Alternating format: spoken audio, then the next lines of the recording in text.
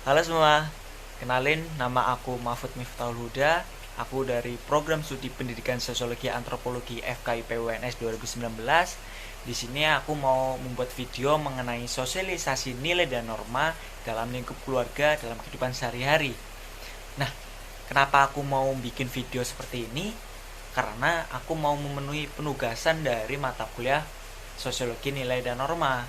Maka dari itu, jadi apabila kalian berkenan menonton sampai akhir, aku sangat berterima kasih. Dan apabila kalian skip, oh jangan. Ini karena video ini bakal ada sesuatu yang berbobot atau menarik. Namun sebelumnya teman-teman, mohon maaf ya kalau suaranya agak terganggu berisik sedikit, karena kondisi sekarang itu masih hujan deras dari tadi pagi di sini.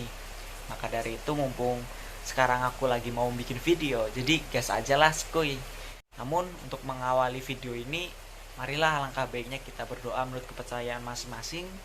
Berdoa akan saya pimpin. Berdoa dimulai. Berdoa dicukupkan. Terima kasih teman-teman. Mari kita buka video ini dengan intro dulu. Siap. Sudah klik video ini, jangan lupa guys klik tombol subscribe karena subscribe itu gratis. Dengan subscribe kamu support channel ini terus untuk upload hampir setiap hari. Ingat, subscribe itu gratis, gak ada ruginya kamu klik tombol subscribe guys. Selamat menonton.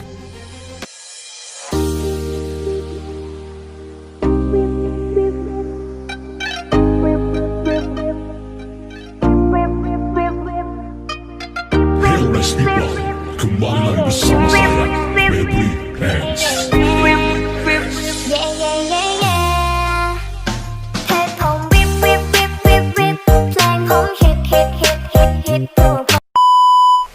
Gimana nih kabar teman-teman semua?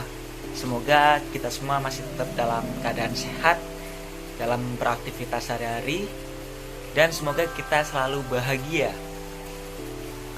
Kenapa sih kita harus tetap sehat dan bahagia? Karena dengan kita tetap sehat dan bahagia, itu adalah komponen penting agar kita mampu mensosialisasikan dan mengajarkan orang sekitar kita mengenai nilai dan norma agar maksimal, dan dalam penyampaiannya pun baik dan tercapai tujuan apa yang diharapkan. Ngomong-ngomong mengenai sosialisasi nilai dan norma atau penanaman nilai dan norma dalam lingkungan keluarga, tentunya yang berperan utama itu dimulai dari orang tua.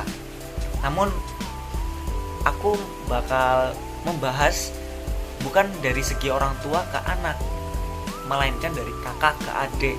Jadi ini lebih ke kayak sharing sih. Video ini berisikan dengan sharing bagaimana cara aku nantinya mengajarkan adikku atau saudara-saudaraku mengenai nilai norma yang baik atau yang berlaku di masyarakat.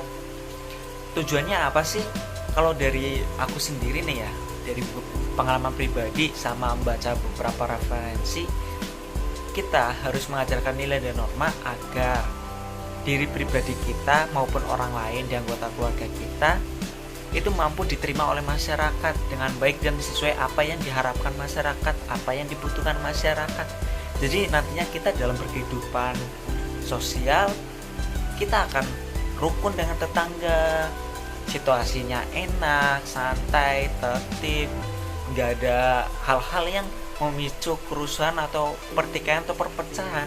Jadi kita dengan menaati atau dengan dapat menyesuaikan diri dengan lingkungan, tentunya akan membangun lingkungan yang sehat untuk kita hidup. Nah teman-teman, kalian tentunya sudah tidak asing dengan sopan santun kan? Nah sopan santun itu ternyata bagian dari nilai dan norma yang ada di sekitar kita loh. Namun ada yang unik nih teman-teman. Nilai dan norma setiap individu pasti berbeda, setiap daerah atau setiap kebudayaan pasti berbeda. Nah, namun secara sosialnya, nilai norma atau sopan santun tadi itu adalah bagaimana cara kita bersikap atau menyesuaikan dengan lingkungan yang ada di sekitar kita agar kita mampu diterima dan berperilaku dengan baik. Secara sosialnya seperti itu teman-teman. Dan ada yang unik lagi nih. Dalam kita bersikap, bertingkah laku agar kita dinilai sopan dan santun, itu ternyata tergantung dari bagaimana kita menerima contoh dari sopan santun itu tersendiri. faktor utamanya dari contoh yang kita dapat, teman-teman. Jadi apabila kita mengajarkan ke anggota keluarga kita atau ke adik kita, misal nanti contohnya, kita harus memberikan contoh yang konkret dengan bahasa yang mudah dipahami, bahasa yang friendly atau yang tidak membentak, tidak kasar. Terus kita juga mengarahkan agar mengapa sih kita harus berperilaku seperti ini. Jadi alasannya kita beritahu kepada mereka agar mereka mampu lebih menyerap tentang sopan santun yang kita ajarkan. Seperti itu, teman-teman. Namun hanya sekilas info, teman-teman, sebelum kita mengajarkan contoh ke orang lain, ada yang perlu diperhatikan nih, teman-teman. Ternyata pola pikir atau kognitif setiap individu itu berbeda loh. Jadi kita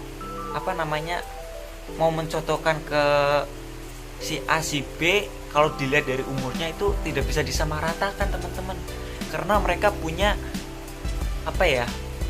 punya ciri khasnya sendiri, punya keterbatasan sendiri-sendiri, utamanya dari segi kognitifnya, teman-teman.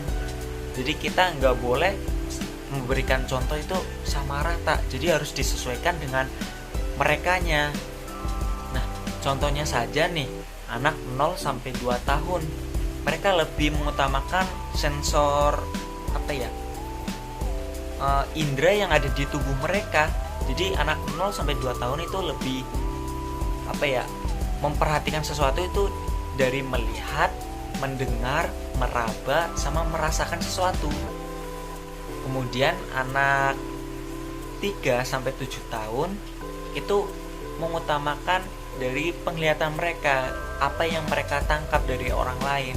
Jadi setelah mereka tangkap, mereka akan menirukan dan mengaplikasikannya sesuai bahasa yang sedang mereka kembangkan, sedang berkembang. Jadi mereka mencontoh terus sambil berinovasi sedikit. Itulah anak dari 3 sampai 7 tahun. Kemudian anak 8 sampai 11 tahun itu sudah mulai mulai dapat menganalisa sendiri kondisi di lingkungannya, dan mereka bisa memperkirakan apa yang akan mereka lakukan, sebaiknya bagaimana. Mereka sudah mulai ada pertimbangan-pertimbangan. Jadi mereka belajarnya lebih kompleks kalau anak dari 8 sampai 11 tahun. Kemudian anak umur 12 tahun ke atas lah, di situ sudah lebih dewasa ya, karena umur segitu kan masa-masa remaja. Jadi mereka ada planning, ada rasa mencari jati diri, namun dapat menempatkan posisi diri. Mereka mencari zona nyaman, dan dengan perilaku mereka yang seperti itu, tentunya mereka lebih dewasa dalam berperilaku maupun berpikir. Begitu, teman-teman. Jadi seperti yang sudah dijelaskan sebelumnya, ternyata kalau dilihat dari segi usia berbeda-beda kan, bagaimana cara mereka merespon atau menangkap apa yang kita contohkan. Nah, dari situ perlu diperhatikan untuk kita dalam mengajari seseorang atau mengajari orang sekitar kita, itu tidak bisa disamaratakan, jadi harus disesuaikan kondisinya. Nah, teman-teman, kembali ke bahasan utamanya kita, kembali lagi. Di sini aku mau sharing atau berbagi bagaimana penggalan kehidupan sehari-hariku di dalam rumah dalam mengajari adikku sopan santun. Nah, di sini kan walaupun mengajari sopan santun, nilai dan norma dan lain sebagainya itu merupakan tanggung jawab orang tua utamanya kepada anak-anaknya, namun sebenarnya setiap anggota keluarga itu memiliki peranan yang sama dalam hal tersebut. Jadi di sini aku mau mencontohkan yang lebih dekat aja antara kakak sama adik. Nah, di sini tipsku dalam mengajari adikku itu sederhana sih. Yang penting aku itu nggak membentak dia, menggunakan bahasa yang friendly, yang bisa dipahami dia. Dan kebetulan ini kan adikku umurnya sekitar 7 sampai 11 tahun. Dia sudah mulai dapat memperkirakan sesuatu. Nah, di sini dia sebelum-sebelumnya kan telah diajari berbagai hal, terus mencontoh berbagai hal. Nah di sini aku lebih tipikalnya mengingatkan, karena pada dasarnya adekku ini udah mengerti namun sering kelupaan. Jadi di sini peranku ya seperti mengontrol kelakuannya dia kalau dia kebablasan seperti teman-teman, dan bagaimana implikasi nyatanya. Silakan kalian simak video berikut.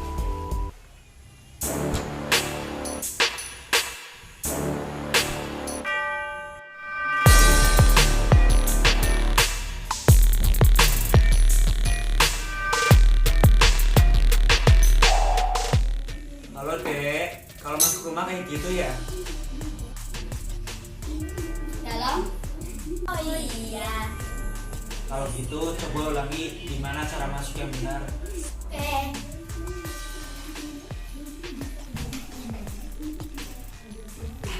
Assalamualaikum. Waalaikumsalam.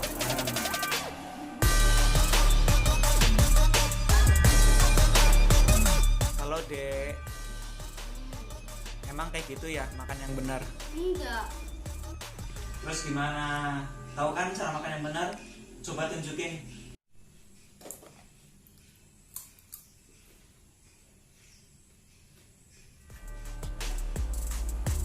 Nah, sip.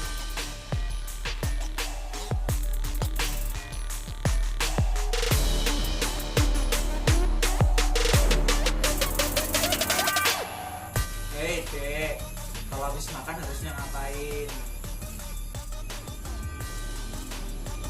Oh iya.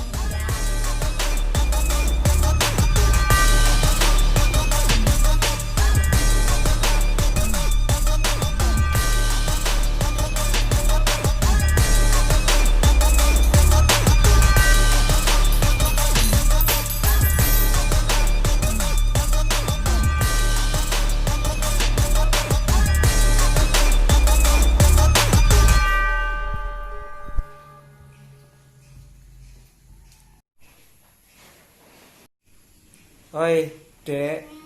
Jam berapa ini? Enggak tahu. Coba lihat jamnya, jam berapa?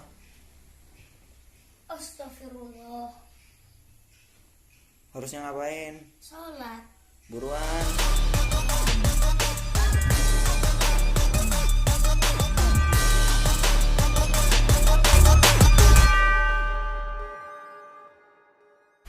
Seperti itulah penggalan dari kehidupan sehari-hariku dalam mengajari sopan santun ke adekku. Apabila ada sesuatu yang tidak berkenan, ya mohon maaf, karena kembali lagi pada dasarnya kebudayaan kita berbeda-beda. Namun di sini kalau emang ini cocok buat kalian diterapkan di rumah, silakan kalian terapkan. Kita di sini berbagi informasi. Dan kalau kalian tertarik dengan video ini, silakan kalian komen di bawah. Kalian minta video apa yang harus aku buat selanjutnya.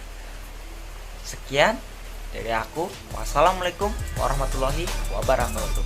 Dah.